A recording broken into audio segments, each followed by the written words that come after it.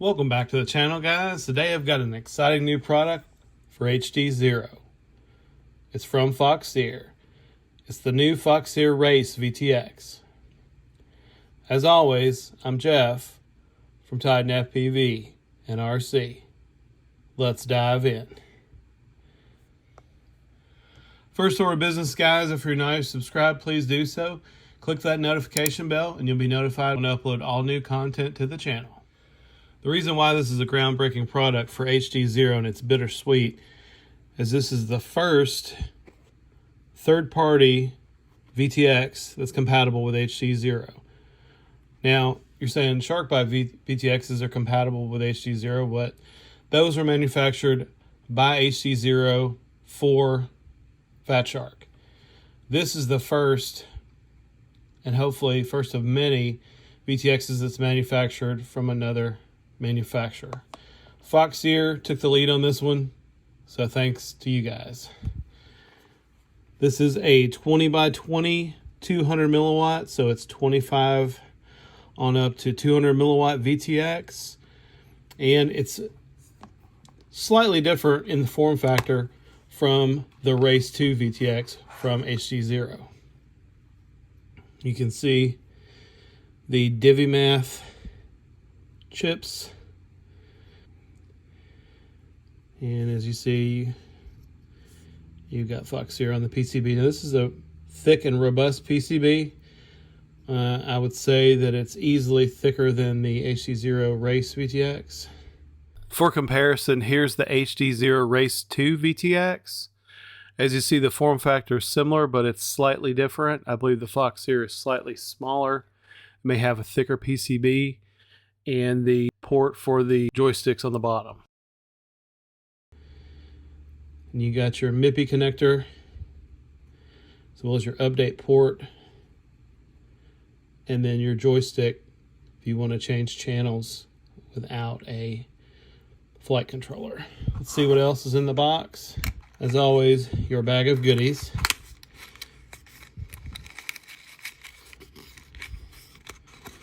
Got some zip ties to secure the UFL connector, as well as some gummies. Like I said, this does have 20 by 20 mounting. You have a wiring harness, and then some screws to also secure down the UFL connector. So that's pretty much it. Let's get a weight. It's coming in at 6.3 grams. Now, I don't have a Race 2 VTX that's not in a model currently, but I do have this one that's in my Racer X Extreme 5 build. If you haven't seen that video, I'll post it up here in the upper right. Check that one out. But you can see in comparison,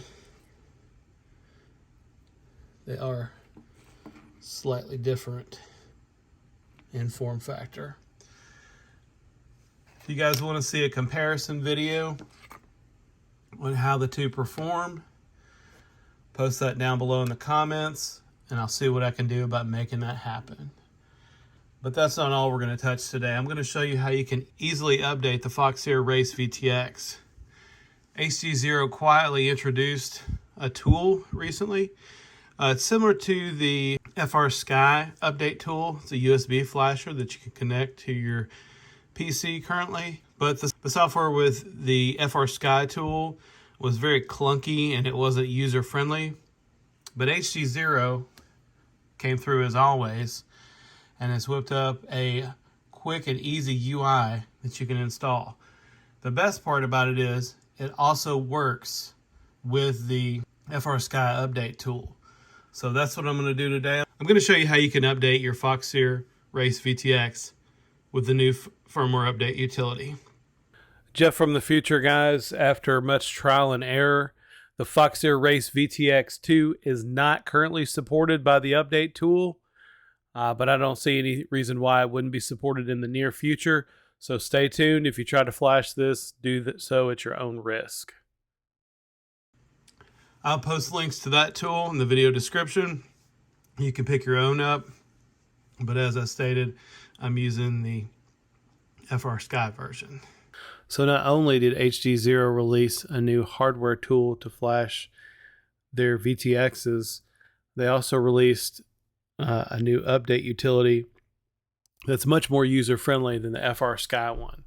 We're going to head over to HDZero.com, get that downloaded, installed, and then I'll show you how to flash your VTX. So we can just go to the support tab on HDZero's website, then click on downloads, and then you're going to scroll down for utilities, and then you're going to see the VTX programmer utility. We're going to download that.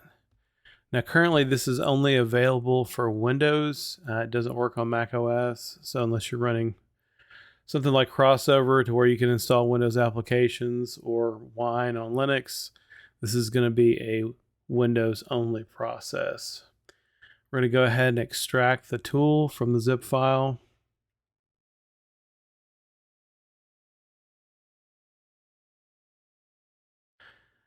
All right, and there's a README file. Basically it says don't alter the path of the tool.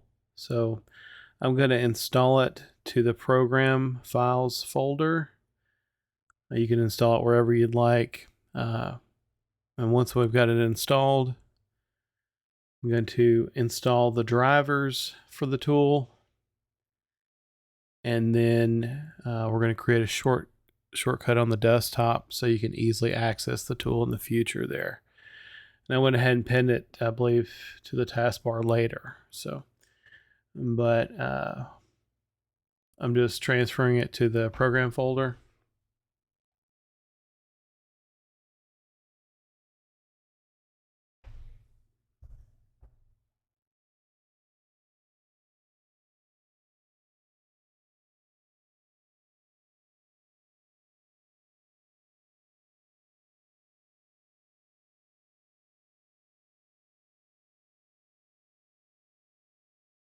We're going to create a shortcut on the desktop.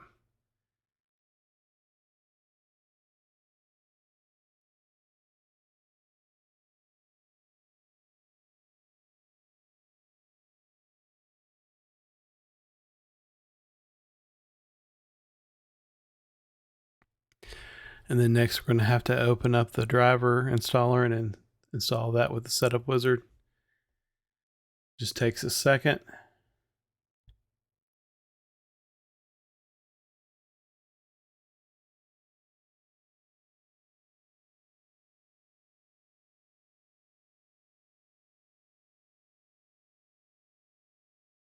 All right, and just click install. Once that's succeeded, we can go ahead and close out of the driver installer. And then we can proceed to launch the HDZero update tool. You're going to want to go ahead and allow and run anyway. That should be trusted software. Now what I've found, you can't really access any of these drop downs in the tool until you have the tool and the VTX connected. As I stated earlier in the video, it doesn't currently support the Foxeer Race VTX. You may be able to select the Race 2, manually download the firmware and flash it that way. I was able to try that out, but I wouldn't recommend it. In the meantime, I would just update the Foxeer VTX by the traditional means. You can get that firmware on Foxeer's website. They do have a download of the recent firmware for their VTX. And I'll post that link for you in the video description. I would only use this for supported HDZero VTX currently. Now, this is at the making of the video. I'm sure they're going to add support for more products in the future. But as you see, I've connected the programmer, and now that light in the bottom right is green, or the box is green. And then once I plug up the VTX with the firmware cable, it's going to show green as well. You do not need to supply external power to the VTX. Yeah, don't plug a LiPo to it. We're going to go ahead and connect our VTX, and you notice that the VTX box is now green. So the VTX is showing connected. Now we just need to select a firmware. At the making of this video, 1.2.0 is the most recent. As I stated in this, we have the race VTX V1 selected, and we're loading firmware for online. Next, we're just going to hit the update button, and you see the progress bar, and bam, the VTX is now updated. The last thing to do is to verify that our quad connects to our receiver. But that's it, folks. It's a much easier process than using the FrSky update utility. If something's not working, just make sure that all your lights are green here. You can see you have the programmer, the VTX, and then you have a file selected there. When those are all green, you can start the process of updating the firmware. Hopefully this video was informative, guys. Remember, if you're not already subscribed and you got the bell and notifications enabled, please do so. Leave a comment down below. I'll get back to you as soon as I can. And as always, we'll catch you in the next one.